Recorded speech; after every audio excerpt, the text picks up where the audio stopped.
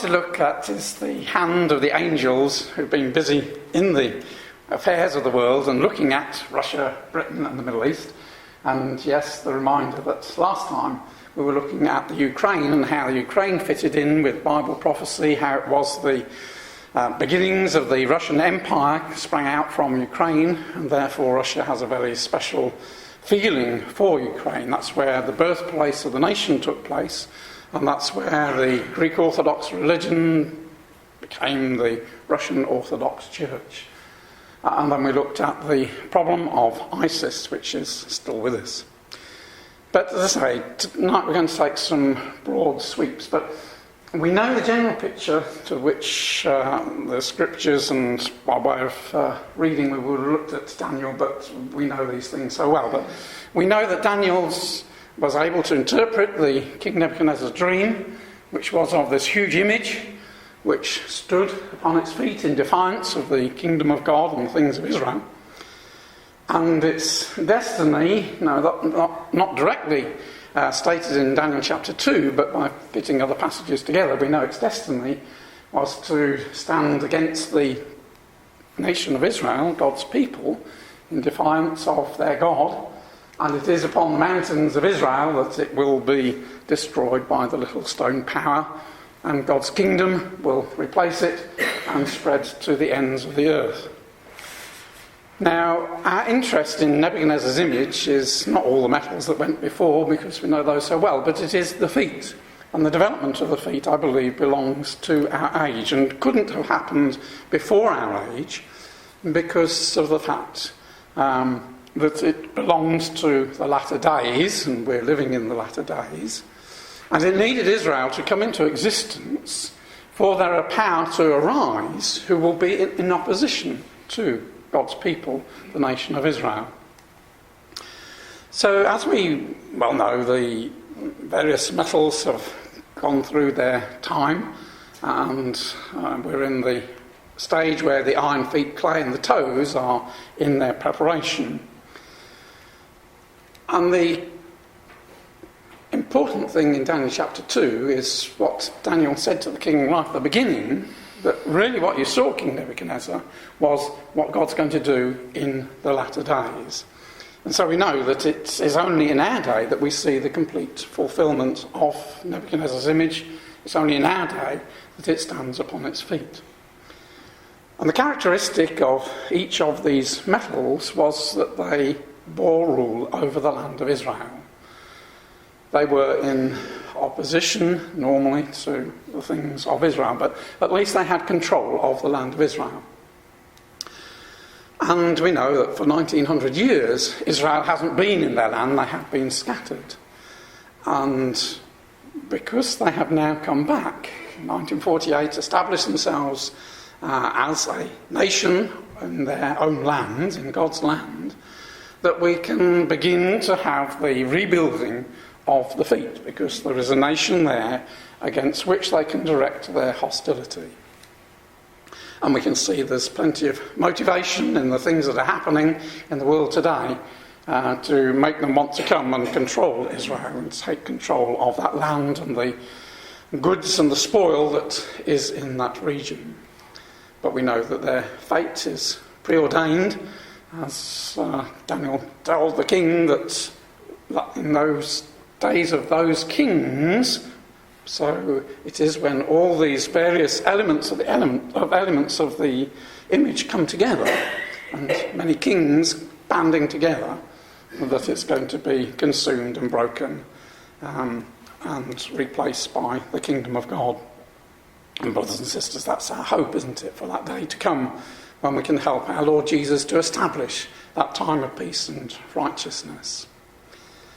Now obviously 2 feet have to be attached to 2 legs, and not in isolation, and therefore it gives us a link that in time past the 2 legs represented the 2 legs of Rome, the east and the western division of the Roman Empire, with Rome at one centre for the western world and Constantinople as the centre for the eastern world, and a division running up the Balkans, representing the difference between the Roman and the Greek elements, Byzantine elements of the Roman Empire. On this map it does show Britain as part of the empire, but at 395 that was beginning to shrink. If this map had been just a few years on, 405, something like that, Rome had withdrawn completely from Britain. So the feet are described as part of potter's clay and part of iron, a divided kingdom. And the toes, likewise, part of iron, part of clay, partly strong, partly broken. And it's obviously a very odd mix for a great big heavy image, for very heavy metals at the top, getting heavier and heavier as you go down, to have feet of iron and clay. Indicates that it's not going to last very long. And we know how iron points to Rome, clay points to man. Man was created from the dust of the earth. Rome was very authoritarian. We can see that in the EU institutions and in Russian institutions, very authoritarian. But an element of democracy, people power, mingled together. But especially the iron points to a religious element, because that is what runs through the core of this, the religious element of these different metals. And it is the churches which are beginning to play a more important role in the West, but especially in the East, the Greek Orthodox Church, the Russian Orthodox Church in Russia, plays a very strong role in the running of the country. Politicians and religious leaders work hand in hand. And we believe that a similar situation has to arise in the West, that the church has got to get more involved in the affairs of men. And I believe that under the present Pope, he is the ideal champion to move forward this integration of church and state. We did look in the Bible class last year, I think it was, at Daniel chapter 4, and the dream which Nebuchadnezzar had of this great tree under which all the nations were dwelling, and there was the decree from the watchers to hew it down and chop it down, and it was to be banded with iron and brass for a period of 7 times. And we're told how those 7 times would pass over him. It changes from talking about a tree to being very personal and talking about him. And this is a matter which is by the decree of the holy ones. And it's obviously very important that there are these bands that hold the tree together. Unfortunately, that shows 2 separate bands. When one reads closely Daniel chapter 4, I must admit I hadn't appreciated it before, but it is a band of brass and iron. But not being an artist, I couldn't change it. So just mentally bring those together, and it is one band consisting of 2 metals. And we know that what was pointed to here was the preservation of this tree in order that it might reflourish. And I believe that has been the role of the iron, the Roman Catholic and the Greek brass elements. These churches have kept alive the spirit of Babylon, which is so much against God's people, Israel, and against God himself. And we know that that dream was more than just a 7-year period of madness for Nebuchadnezzar. This is, after all, Daniel the prophet, and we know how his prophecies have long-term aims. And so we have to take, and this is what we looked at in the Bible class, that if we put that into days, 7 years of 360 days, we've got 2,520 days. Apply that as a day for a year principle. If we apply it from the fall of Babylon, which is what this is all about, the tree being cut down, Brother Thomas states that in 539, so if we add 252 to BC 539 and take off the 0, as it were, we get to about 1982. More conventional dating would be that Babylon fell in 542, No, that's Brother Thomason. The conventional is 539. But it matters not. It's the same kind of time period. And go on, that time period from the fall of Babylon, we come to the time of John Paul II. He became Pope in 1978. He went to Poland for the first time in 79. And we know what a beginning of a big movement that resulted in. Solidarity was set up in 1980.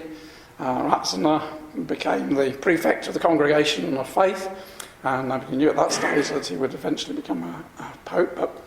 And then he went back to Poland in 1982, and that was really the beginning of the decline in the Soviet Empire. Under this influence that was coming from Poland and the other countries there, this brought about a great change in the Soviet Union. So that in 1991 it fell. So it's an interesting period, and I've just put that up there, and not to mock Brother Whitaker, but just to indicate how unlikely people living back in those times, that's in 1973, the thought there could ever be a religious revival, in the, let alone in Russia, but in Europe, was just something one couldn't see from the situation that was happening. So, but we know the great change that has taken place, and it is quite a sobering lesson. And so when we look at the world today, we see the great conflict in the states of Europe. As different countries are being pulled and pushed, we recognise this is the work of the angels behind the scenes, moving them into the correct foot.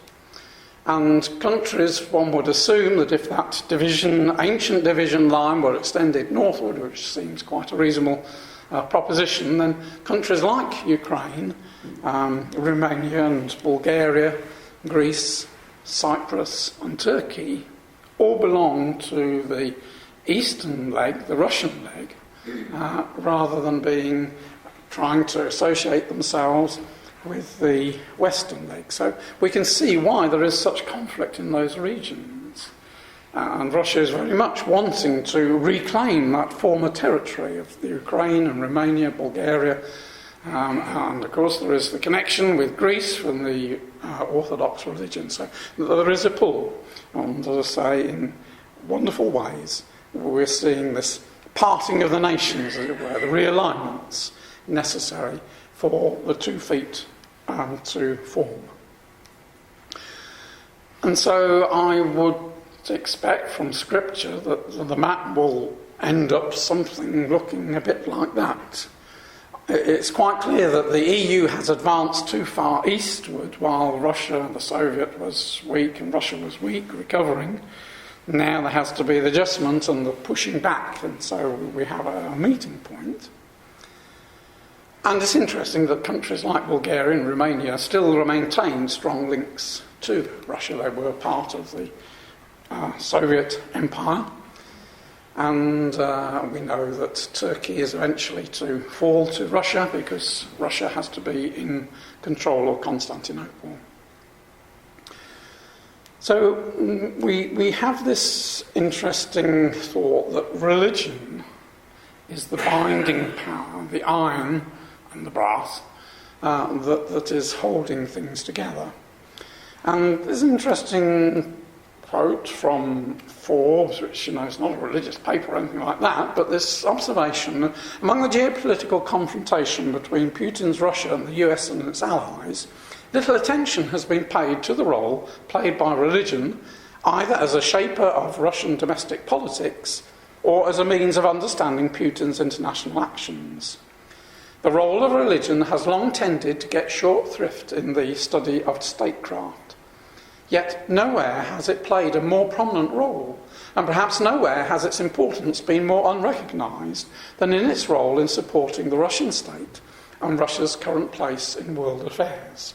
In other words, it's saying that religion plays a big part in the thinking, the psyche of Russia and the kind of things that she is doing, very much influenced by her past history and the Orthodox religion.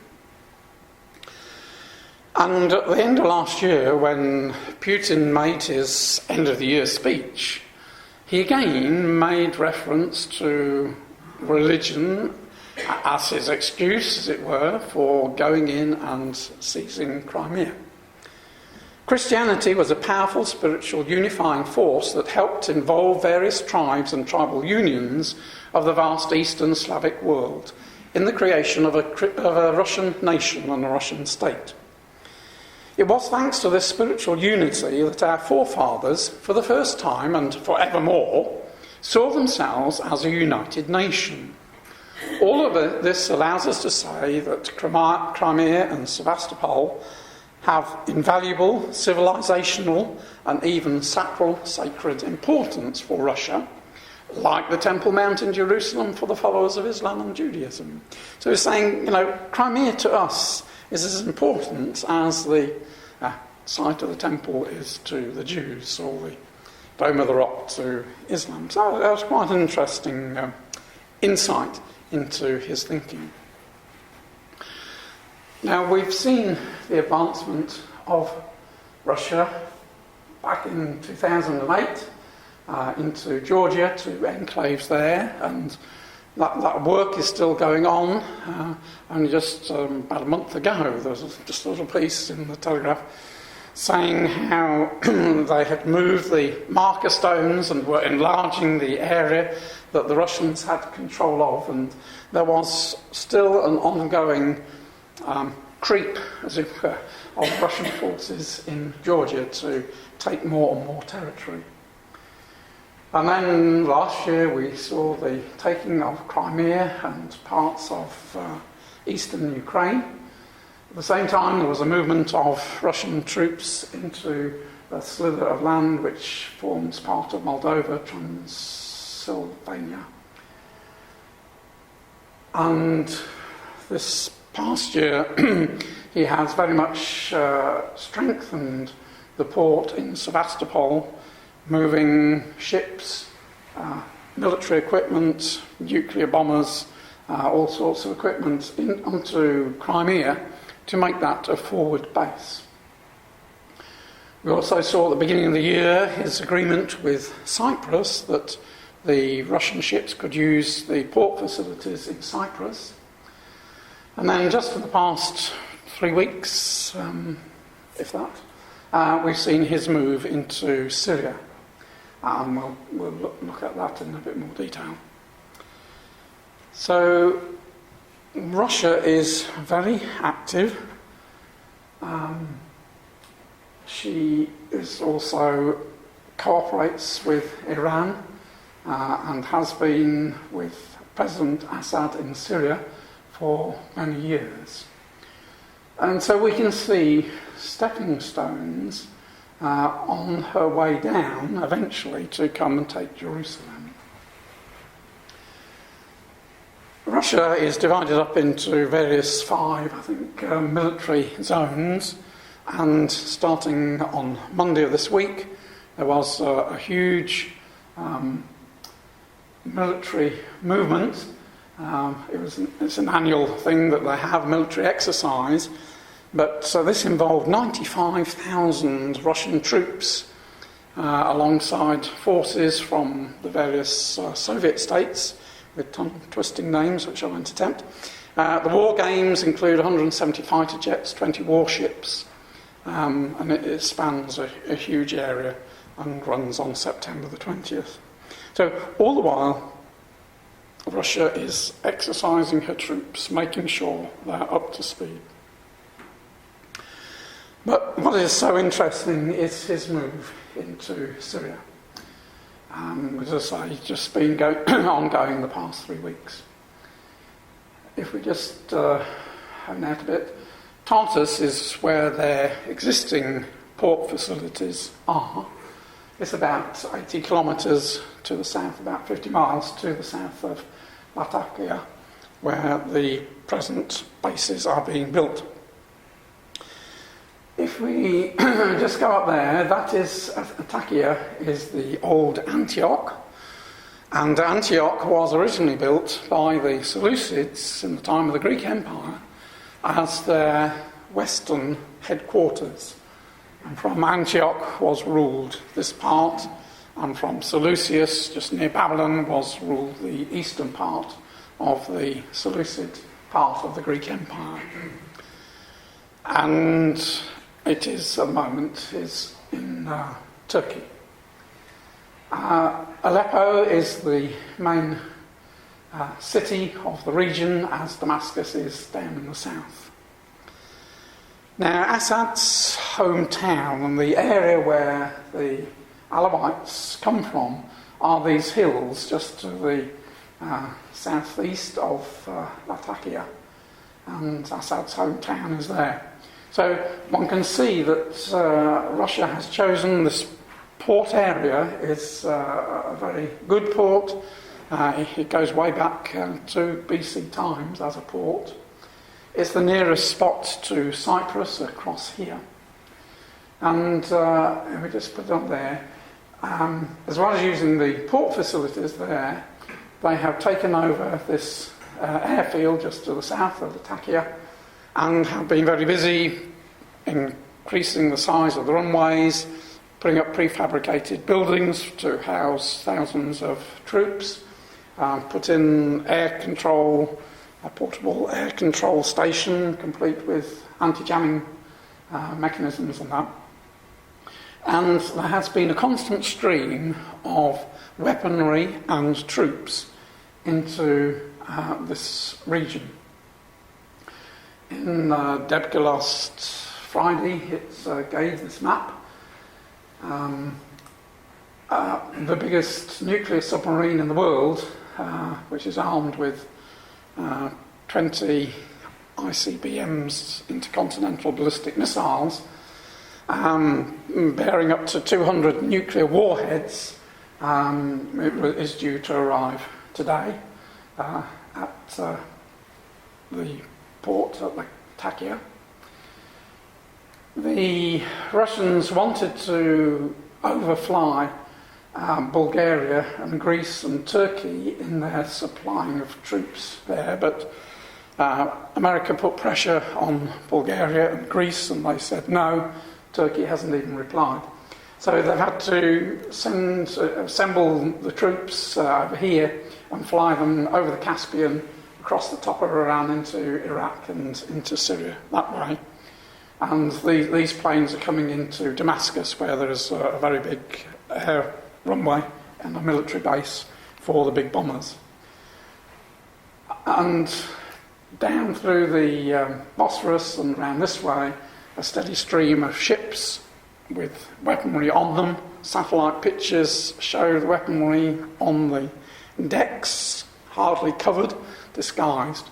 It is very clear that Putin has decided the time has come to make an advanced base in the same way that he has in Crimea, to put a base into Syria. The reason, let's just put the next one up. These are just some of the weaponry that is being taken there. The interesting thing is that the soldiers that are being put in there are from an elite troop, the Marine Brigade, which is based at Sevastopol, and is one of the few units of the Black Sea Fleet known to have played an active role in Russia's military takeover of the Ukrainian peninsula 18 months ago. So they've been hardened in how to take over enemy territory, as it were.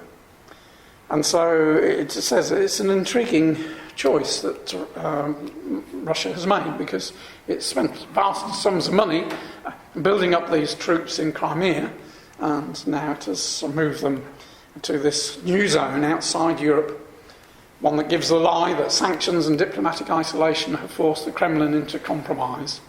Rather, Russia appears ready and willing to take on multiple wars at once. So crack troops are being put in there. What Putin wants to do is to retain President Assad in power. That has been his aim all along. And why is he so interested in keeping Assad in power? Is the simple reason that if Assad fell, then the kind of elements that would take over would be from the so-called rebels who are fighting against Assad. And they wouldn't be sympathetic to Russia at all, because there are a lot of soldiers fighting among the rebels who come from Chechnya and the Caucasus area, who are Muslims, who are opposed to Putin, have caused a lot of trouble at home. And what Putin is afraid of is if they gain the upper hand, then from the spoils of war they would have a lot of wealth, and they would then go home and then concentrate on fighting with Russia. So, according to Debka, Putin has given orders to his Marines that if you come across Chechens or South Caucasians, just eliminate them. So he is wanting to keep Assad in power. It's also very interesting that it was under Assad, before all the trouble started, that the Christians had their relative safety. Assad belonged to the Alawites, which was a minority tribe, but he had power because of the influence of this tribe. And as a minority, he was more disposed to treat the Christians, who were a minority, well. And in spite of Syria being a Sunni Muslim country, the Christians flourished. It is because of all the fighting and because Assad isn't in control that we're seeing all these pictures of fugitives fleeing not only into Lebanon but up into Jordan, Iraq, and now this year have been making their way across into Europe. And so part of his reasoning is, I want to go in and establish stability in this region in order to stop this exodus of the Christians. It makes much more sense to deal with the matter at the source, is his reasoning, and there is an element of truth in that. I expect we shall see that Syria will be carved up. I think we're going to see completely new realignments in the Middle East, because the original alignments which were put in place at the end of the First World War were very arbitrary. They didn't take into account religious feelings. And what this Arab Spring has released is not a time of peace and stability, but a breakup among different tribal units. And I think that probably Assad will end up with part of Syria, ISIS will end up with a part of Syria, Iran will end up with a part of Syria. And I think there will be quite big changes. So what is interesting is that is, as it were, leapt over Turkey. But if you were a statistician, it would make great sense to also establish a presence in Greece. Then you would have your potential enemy of Turkey surrounded to the north, to the east, to the south, and to the west. And we know how the Russians have always wanted to retake Constantinople, to purge themselves of that great shame when it was lost to the infidel. Now, we know the situation in Greece is very dire. The elections at the beginning of the year brought Tsipras into power, and he has managed to steer a course which hasn't made him very popular, because the very thing that he was elected to do, to refuse to knuckle down to the German demands, he has been forced to do.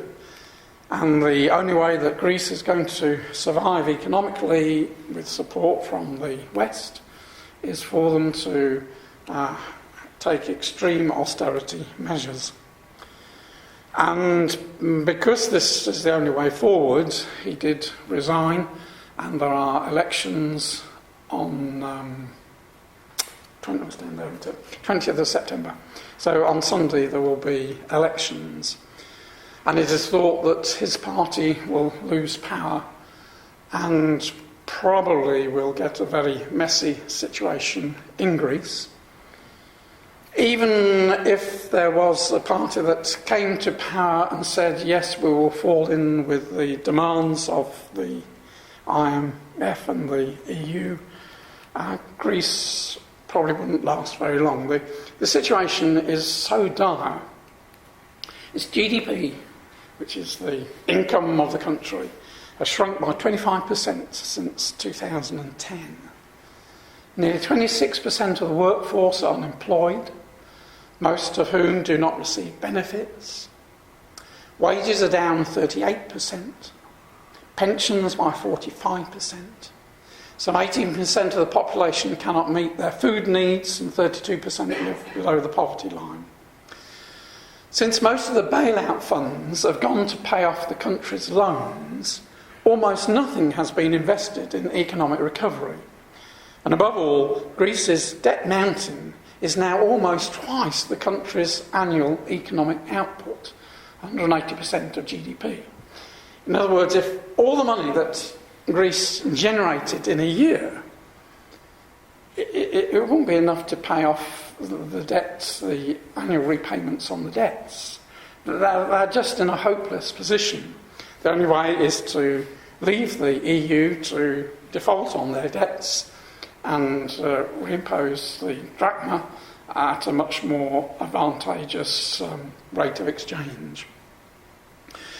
So it is almost a certainty that Greece will be forced out of the euro and presumably forced out of the EU, which is what we would expect, because it doesn't belong, it's an Orthodox country, it's not a Roman Catholic country, it doesn't belong to the West, it belongs to the East. And waiting in the wings is Putin, who will be prepared to put the money in to pick up the pieces to pull Greece towards Russia. So, it is very interesting, as we, could well be that Russia gets very heavily involved in the next 18 months or so. And then Turkey would be absolutely surrounded. Now, normally at this stage I would have talked about the Turk Stream, which is the pipeline which Russia was going to put into Bulgaria and on into Europe to supply gas. But because of all the problems that the EU made about Gazprom being a supplier and a pipeline operator, and they said you can't do both jobs, Putin decided at the end of the year that he wouldn't send it into Europe, he would send it into Turkey, into this region of Turkey, which is very industrialised there, and also extend it on to Greece, so that when Greece got into trouble, there'll be a source of supply of gas there. But at the moment, everything is on hold. The Blue Stream is an existing pipeline, but again, he was going to upgrade it and push more gas through to Ankara. But at the moment, there is trouble in Turkey.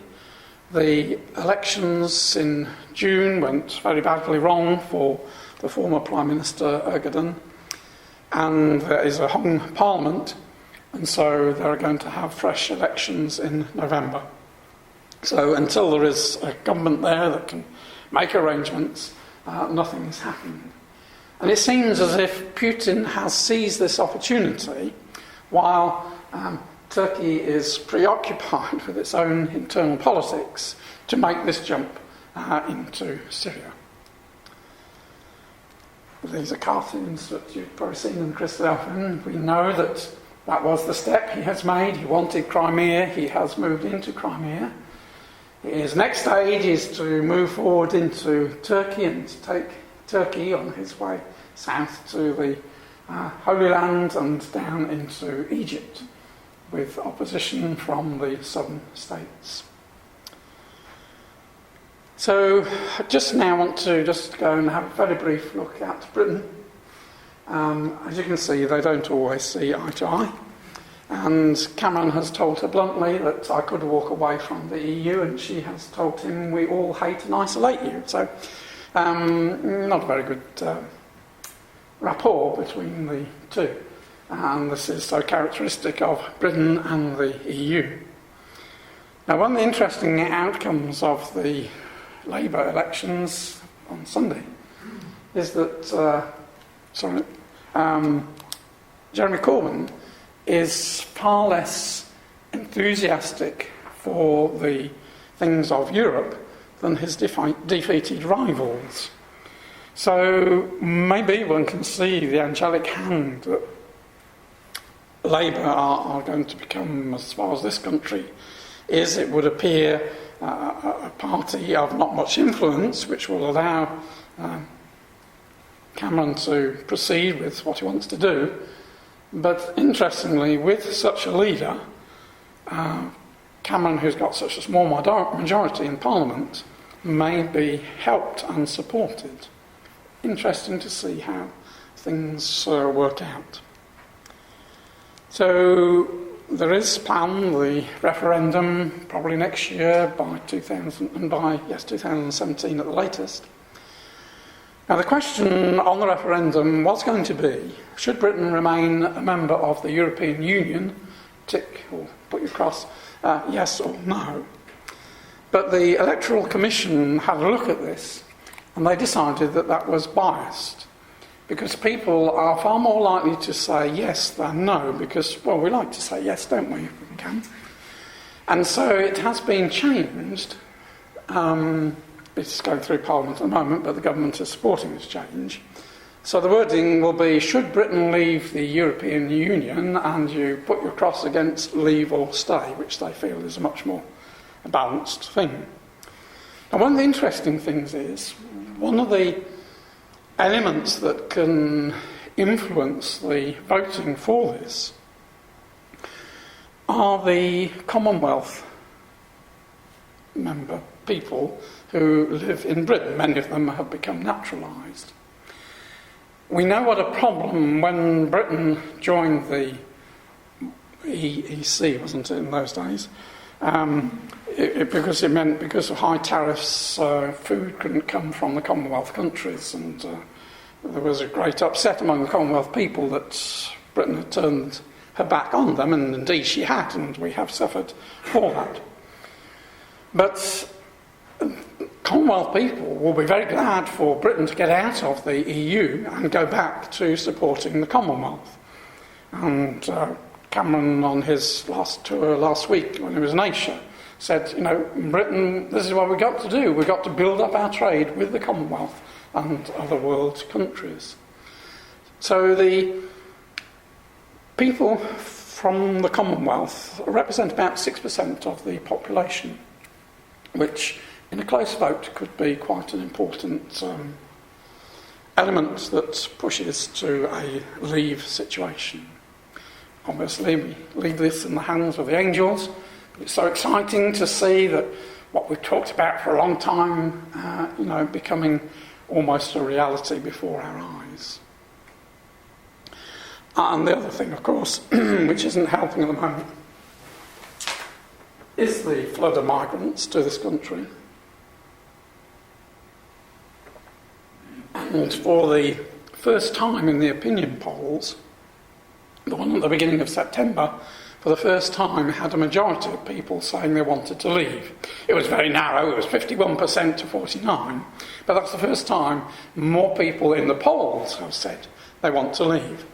And I think this possibility, this mass migration of people into this country has caused a lot of people to think, hey, should we be in the EU and have to do all the things that the EU wants to do? Wouldn't we be much better to control our own borders?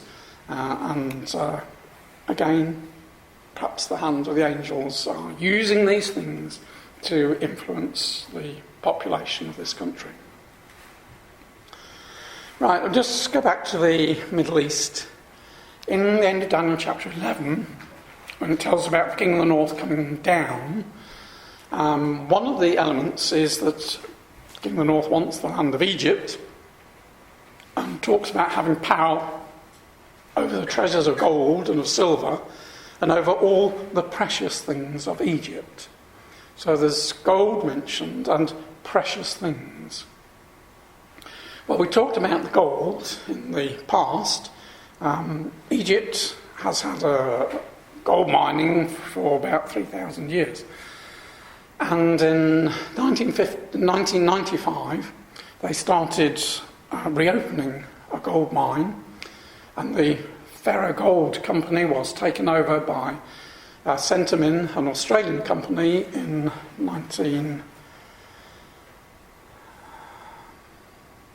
I think that was in 95. I think I put my date down. But they've been mining since 1992, and it was in 95 that Centamin took over, and they have greatly enlarged the mine. I don't know whether you can see, but you can just see this little yellow there. That is the gold that they are trying to dig out. So vast amounts of rock have to be moved to get at these very thin veins of gold. But they're estimated that there are 13 million ounces of gold here.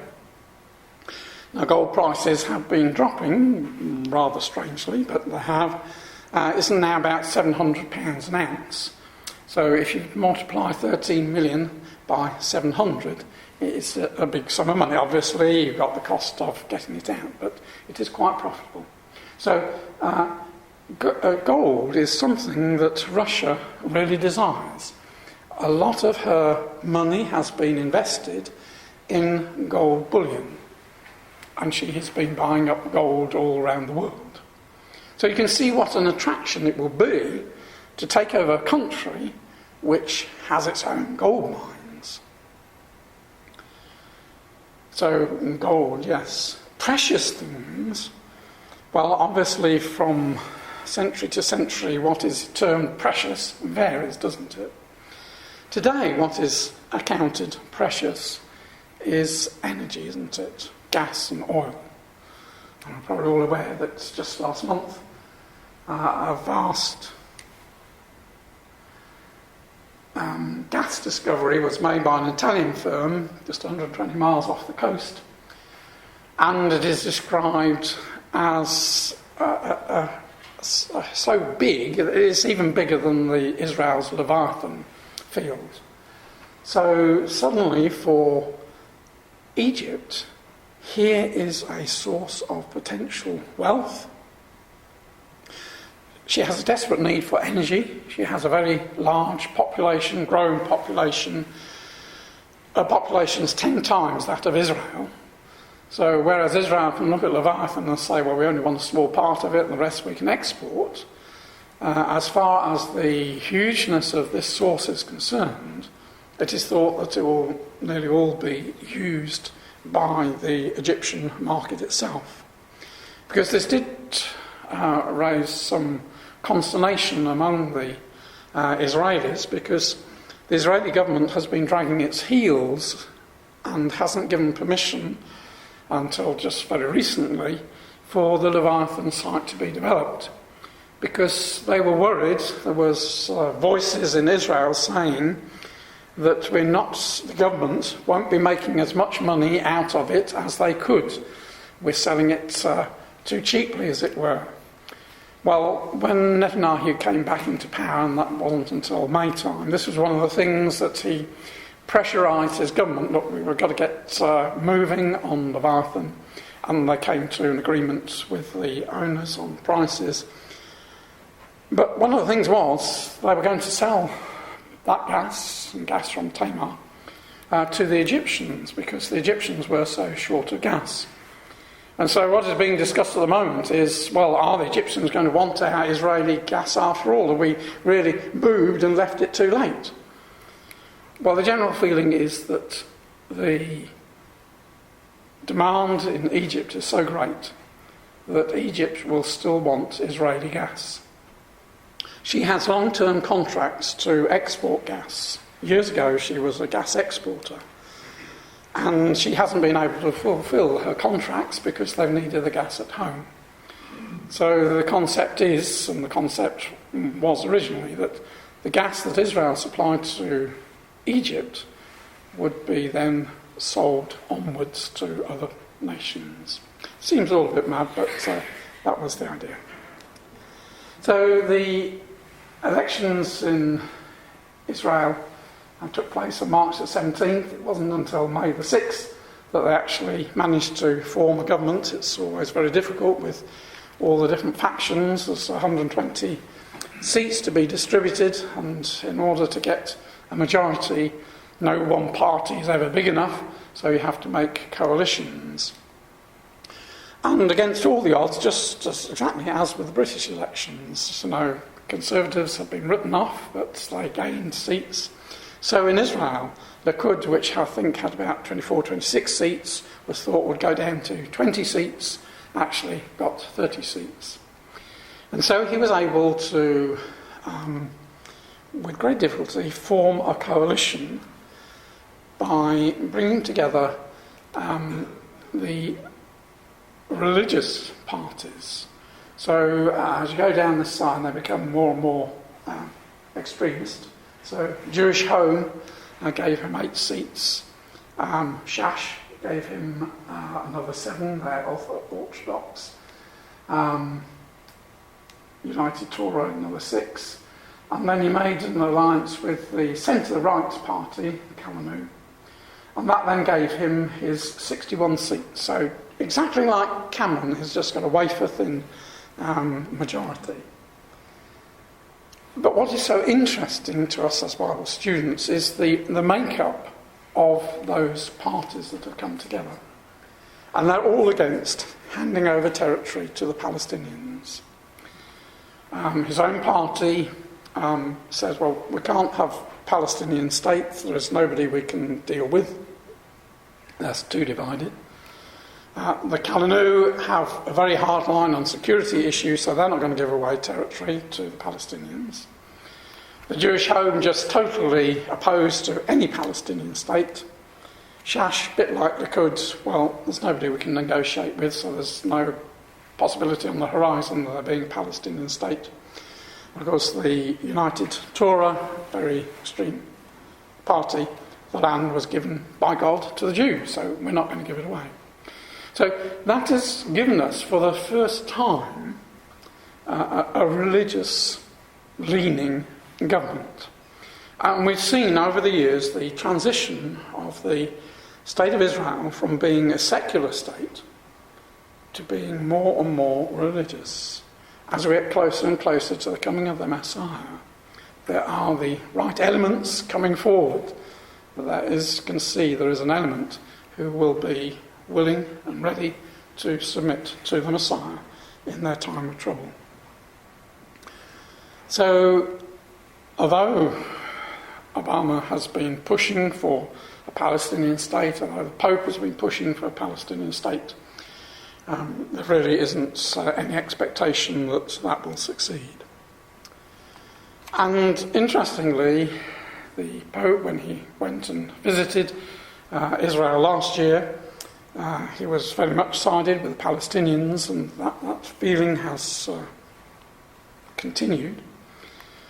This is back in May time, saying how Pope Francis is a man on a mission, but what is his mission exactly? The rhetoric and body language, the gracious gestures, the incessant smiles and compliments give the impression of a selfless leader determined to broker peace, cooperation and tranquility. In Cuba, Israel, and all over this chaotic, disunited planet. But consider the decisions and the actions. In both Cuba and Israel, the Vatican is creating tension, disunity and instability that are likely to lead to conflict and war. Yesterday, this is back in May time, the Vatican revealed that it had formally recognised the state of Palestine and a newly finalised treaty with the Palestinians. The treaty defines the Catholic Church's activities in areas controlled by the Palestinians and will be signed by both sides when Mahmoud Abbas visits the Vatican. Critics of Israel and patrons of the Palestinian statehood are elated. The movement to recognise a Palestinian state has gained momentum in recent years, recently within the United Nations. An endorsement from the Pope and the Vatican is huge. Time will tell, but gaining the support of the most respected and admired leader on earth could be just what is needed to get the project of Palestinian statehood over the finish line. Well, I don't believe that will happen, but for the Jewish state and its declining number of supporters, the Vatican's decision was an enormous blow. And what was also very interesting was, much later in July, the Vatican is still refusing to let the Israelis know what the Palestinians have signed up to, which makes the Israelis very suspicious. Why is the Vatican so secretive about what they've signed up to? But the Vatican has rejected requests by Israeli diplomats to obtain the text of the accord signed between the Vatican and Palestine 2 weeks ago. The diplomatics have tried 4 occasions, but the Vatican's not playing ball. And when Abbas went and visited the Pope in May, remember the furore, because the papers reported that the Pope had said to him, "You are an angel of peace." Now, in fairness to the Pope, he didn't say that, it was a mistranslation. He did say, and you can see it in the Latin text, "You could be an angel of peace," which has quite a different meaning. But what was so interesting, fascinating, was the final words that Abbas spoke to the Pope. "We will always be together because our mission is the same." Now we know what Abbas's mission is. It's get rid of the Jews. And there he was openly saying to the Pope, "Well, we're working on the same wavelength." And the Pope just merely replied, "Pray for me." Yeah, we know what Abbas wants. If he does get a Palestinian state, it will be Jew-free. No Jews will be allowed to live there. Arabs can live in Israel, but Jews will not be allowed to be on the West Bank. And that, in his plan, is just the first step to making the whole area Jew-free. But we know from scriptures that this area, the highlands, the mountains of Israel, is where Israel is found to be dwelling when Gog invades. So that will very strongly indicate that unless they have to give up land to retake it again before Gog comes, and that's the scenario, it would seem to indicate that there isn't going to be a Palestinian state. That they're so disunited, fighting among themselves. What is also interesting, and we mentioned this before, is on what's termed the West Bank, are these settlements and the little dots there, red dots.